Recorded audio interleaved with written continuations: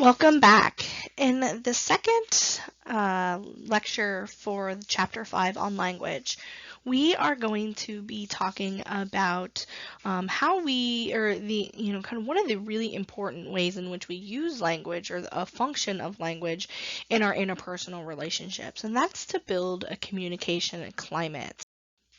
So, as you read in your textbook, a communication climate is essentially the emotional tone of a relationship.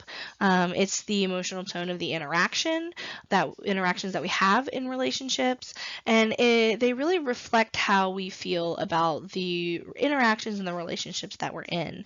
And language is a really important factor that helps build these communication climates. And so when we're thinking about communication climates, we know that the interactions that we have build the communication climate that defines our relationships, and also our relationships that we are in those climates influence the communication climates in our interactions. So these things are really related to one another as we think about climate in the relationship and climate in the interaction. So they really interact and influence to affect and impact one another. And so as we think about some of the other parts of Chapter 5 that we won't cover in the lectures in this session, but your chapter really talked about some of the uses and abuses of language. So thinking about things like stereotype and verbal aggression, all of those things that your chapter talked about, they all go into building and establishing and maintaining a communication climate as well. So as we think about some of the, those kind of abuses of language, we can really begin to see what makes a poor communication climate. So we know that poor communication climates involve disconfirming messages, and these are messages that really show a lack of regard for the person in which you are in a relationship with, or the person that you are communicating with. And so your chapter provided five types of disconfirming messages. So an impervious response is really just kind of ignoring what the other person said, not really giving it much attention. We can imagine the types of verbal abuse. Some of that was covered in the abuse of language in the earlier part of the chapter. Generalized complaining. This involves complaints that are not really directed at a specific behavior or a specific instance, but are more kind of indirect, of like, you're lazy, or you don't ever do anything around the house, or I always have to pick up around here, you never do anything.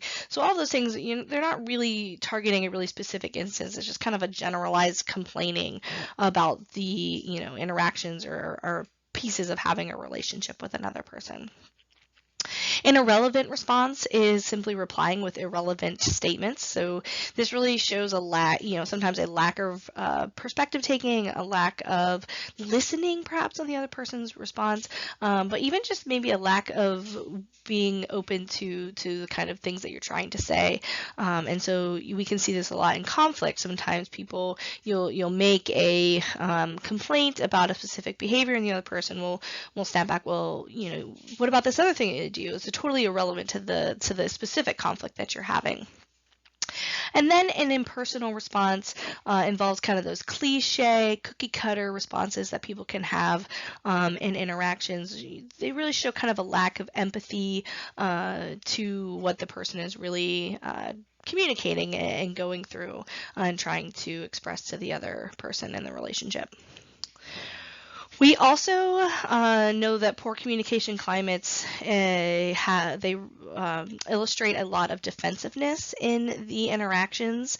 So this is essentially a feeling of kind of expressive concern or guarding ourselves against kind of the criticisms that the other person may have, or kind of complaints that they may have about us. So really thinking about building up in a relationship, you think about the relationship in itself, its climate, we kind of can see how over time, if somebody's criticizing us or they're constantly complaining, maybe engaging in some of those disconfirming messages that I just talked about, that you could always kind of be on guard or on edge, or, no matter what the person says, you kind of have your guard up and you're ready to attack, and be on the defensive. And that's really what we're looking at here in terms of defensiveness as part of a larger communication climate.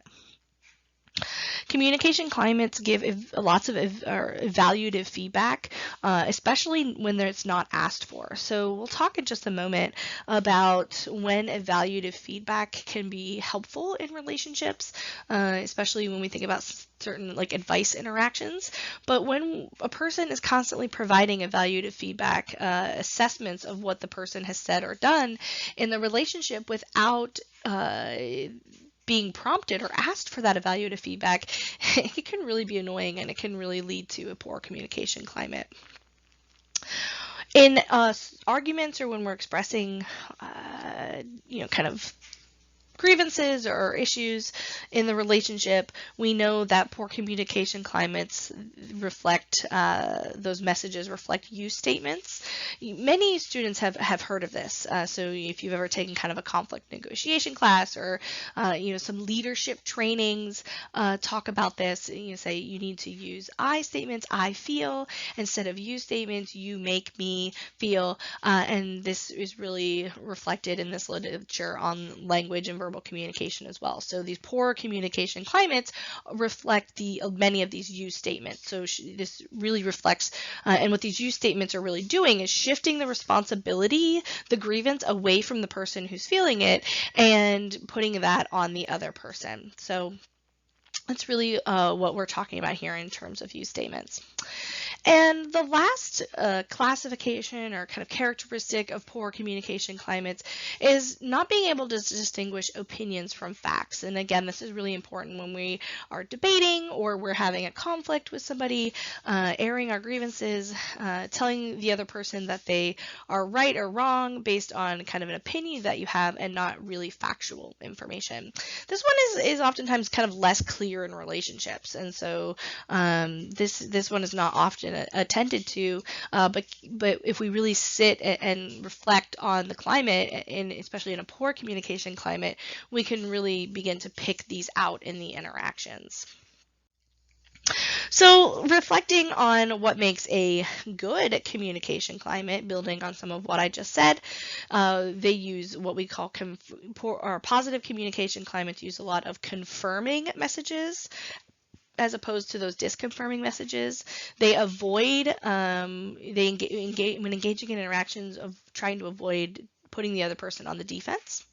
They provide effective feedback that isn't always evaluative, reflect on and own their own thoughts and feelings, and are able to separate opinions from facts. So really reflecting on those 5 things of a poor communication climate, and really thinking about kind of the anecdote to that. What would this look like in a positive communication environment? And so when we think about those disconfirming messages, we can change those messages and think about making them confirming messages, or statements that value or convey value for the other person. And there are several 3 that your chapter talked about: confirming statements, recognition, acknowledgement, and endorsement.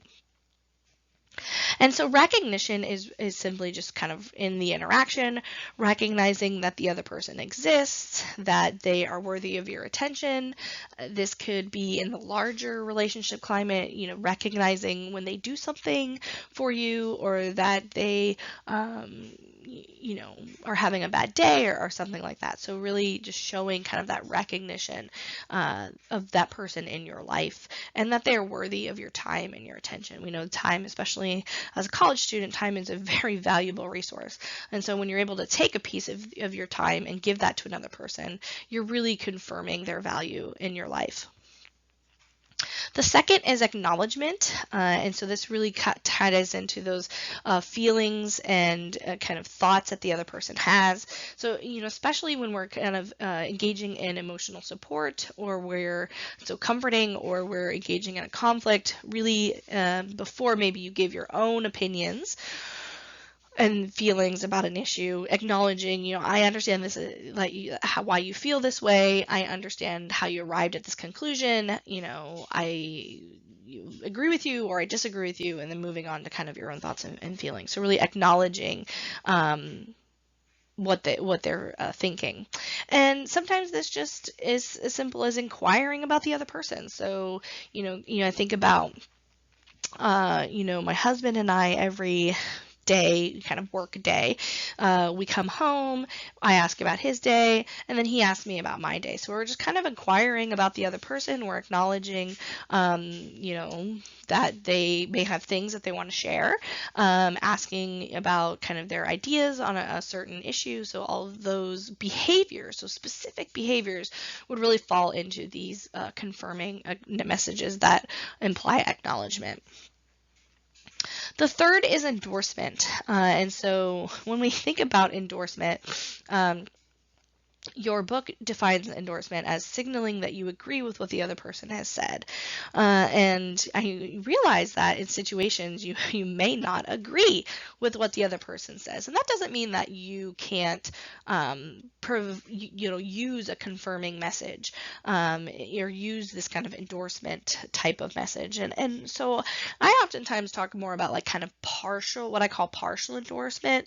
And this is similar to acknowledgement, where you're just kind of being like I agree, that your feelings are valid, but here's where I don't agree, or I agree with this part of your thinking, but not with this part. And so really thinking about trying to find something, some common ground before going in and providing your alternative point of view or alternative take on the situation can really open up that you can see where if you just kind of go in and attack what they said, and don't provide any kind of base common ground, you can see how the other person then would maybe come in defensive, as opposed to kind of neutralizing the situation, saying, hey, like I agree, like this is a really crummy situation, maybe here's how we could do it better, or here's something that that I noticed that maybe you didn't notice. And so we can really see how kind of just having that endorsement really lays out a more positive space to have things like conflict or disagreements, even just something as simple as like disagreeing about politics or something of that nature in a relationship.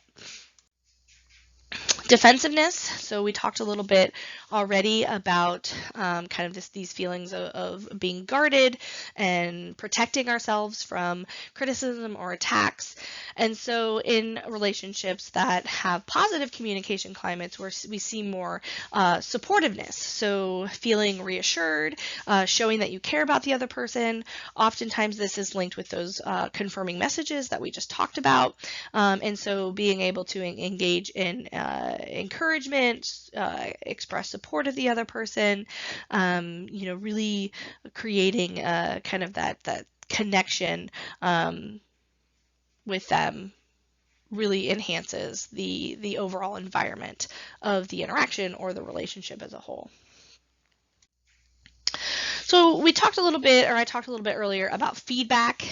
We know that evaluative feedback is potentially good in some situations. For example, if we're providing praise or constructively criticizing, because you're criticizing in a constructive, in a productive way. But oftentimes when somebody's asking for our feedback, they're really asking for non-evaluative feedback, or we should be giving feedback in a non-evaluative way. And so providing feedback without providing some sort of assessment of what the person said or did, really without kind of providing your own opinions about their behavior or about their thoughts and beliefs. And so non-evaluative feedback really goes back to what traditional communication would put in that feedback loop. So maybe probing, asking questions to get more information, paraphrasing what the other person said to try to really make sure that you have an accurate understanding, or just simply offering support. Yeah, that really sucks. I'm sorry you're going through that. Showing that you're listening. Feedback is really important. Non-evaluative feedback is really important to kind of show that you're listening, that you're active in that interaction, and that you're really thinking about what the other person is saying. I mentioned earlier about you versus I statements. So earlier we said that in a poor communication climate, it's reflective of shifting your responsibility in that interaction to the other person through you statements. But when we are owning our own thoughts and feelings into building a positive communication climate, we need to be using more of these I statements. So claiming ownership for what you're feeling and what you think should be done. And so instead of saying like, you never make any sense, we could say things like, I'm having a really hard time understanding you right now. Could you put that into a different, could you say it in a different way? And that would really be, you can really see how, if you said the first statement, like you never make any sense, that may escalate into, a defensive response from the other person, really escalating that interaction. Whereas the second, the I statement, when we own kind of like, oh, I'm just having a really hard time understanding you, that is more of a neutralized kind of statement. They're really saying the same thing, and they're asking the other person to do the same thing, but it makes a big difference in terms of the tone of the interaction. So here we go, separating facts from opinions. Your textbook talked about factual claims as making a statement that we can verify, that has evidence, that has been shown to be true or false. So, really simple, silly example is that I am 5 foot 4 inches tall. If you've ever met me in real life, you would know that that is actually true. I am, every time I go to the doctor and they measure my height, I am 5 foot 4 inches tall. But, if you have an opinion, this would be an expression of a personal judgment or preference that other people could choose to agree or disagree with. Kind of hard to disagree with facts. How can you disagree with the fact that I am 5 foot 4 inches tall? That's measurable. We can take out the ruler, but opinions are harder to you can't do that in the same way. And so we kind of have this more kind of agreement or disagreement as to whether it's correct or incorrect or right or wrong. And so there's really no absolute here when we think about opinions. And we can see how when we're constantly expressing our opinions, or the communication environment is categorized or kind of centered around these opinion-based statements, if you aren't agreeing, we could see how it could create some tension in the relationship. And so thinking about, in terms of height, I could say something like tall people are the best at playing sports. That is my opinion. It's not necessarily a fact that has a lot of evidence to support it. And so when we're thinking about this in terms of interpersonal relationships and communication, it is important to separate the facts from opinions because each contribute differently to the conversation and they really require different types of responses. And so, really when we think about this in terms of creating a communication climate or thinking about the communication models, even thinking about some of the characteristics. So, we talked about pragmatics as a rule of language. Those things become really important here when we're determining, okay, does my response, should it, it be based in factual information? Does it require, kind of my own opinion on things? There are interactions where I don't necessarily want you to spew a bunch of facts and statistics. I just want what you think. What is your opinion? How do you feel? Or instances where there is no factual information. I really just, want to know what your opinion is. And so opinions are important, but I think part of this is recognizing in the interaction, when is an opinion appropriate and when should we kind of resort to these kind of factual claims in terms of the support that we're using. And I really think about this, it makes a lot of sense to me when I'm thinking about kind of conflict situations, or we're thinking about disagreements in relationships. So that concludes our content that I really wanted to hone in and focus on for Chapter 5 and language. The next chapter that we will look at is nonverbal communication. But before we do that, I want to talk a little bit about your first class discussion. Up until this point, we have made some, you've engaged in some individual activities, which we have used in some minor discussions in the interactive lectures. I hope those have provided some useful reflection for you. But then this discussion, this kind of larger class discussion, is going to be graded in a little bit different way. It's going to be engaging in a certain task and making you kind of think about an application of communication climates in this case, or the content in the course. And so what I want you to do for this first discussion on communication climates is first you need to go to the class discussion folders in Bolt, and in this folder you're going to find a Word document called Communication Climate Discussion Task. In this task, there's discussion instructions, and I have a one-page example of an interaction that is illustrating a poor communication climate.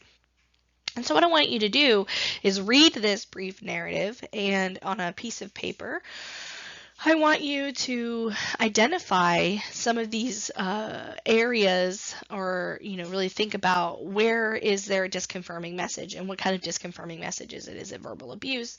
Is it an impervious response? Are there instances where there's you statements versus I statements, facts versus opinions, defensiveness? So I want you to go through and really highlight and point out on your own, where do you see these pieces of a poor communication climate in this example. This is an example of a poor communication climate. So you should see some of those things that I talked about in this lecture. And then I want you to go into the discussion forum, and there's going to be separate discussions in there of sharing what you noticed in the task that you completed, and then I'm going to have you actually fix the narrative. So I want you to think about, okay, well, this is an example of a poor language that contributes to a poor communication climate. How can we fix this? How can we take this impervious response and make it a confirming message?